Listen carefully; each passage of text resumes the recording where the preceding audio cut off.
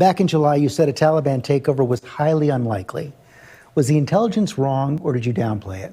There was no consensus. If you go back and look at the intelligence reports, they said that it was more likely to be sometime by the end of the year. You didn't put a timeline out when you said it was highly unlikely. You just said flat out it's highly unlikely the Taliban would take over. Yeah. Well, the question was whether or not the idea that the Taliban would take over was premised on the notion that somehow the 300,000 troops we had trained and equipped was going to just collapse. They were going to give up. I don't think anybody anticipated. Biden says no one's being killed in Afghanistan. Can't recall advisors telling him to delay withdrawal. President Biden says no one is being killed in Afghanistan. He defends his handling of the withdrawal from the country.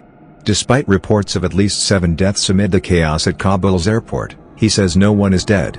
The president claims that his advisors did not persuade him to postpone the troop pullout. Vice President Joe Biden says there is pandemonium at the Kabul airport, but no one is being killed. 2 days before the interview, 7 civilians died at the airport after a jet fell from the sky while trying to evacuate people.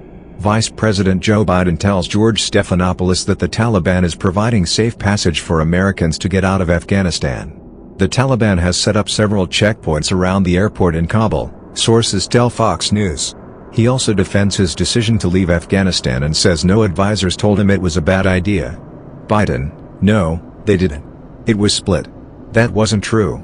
No one said that to me that I can recall. The president also said intelligence did not indicate Afghanistan would quickly fold to the Taliban once Americans left. A former CIA official says the CIA's worst-case estimate of what could happen if the U.S. left Afghanistan was pretty close to what happened. If you haven't done yet, please subscribe our channel.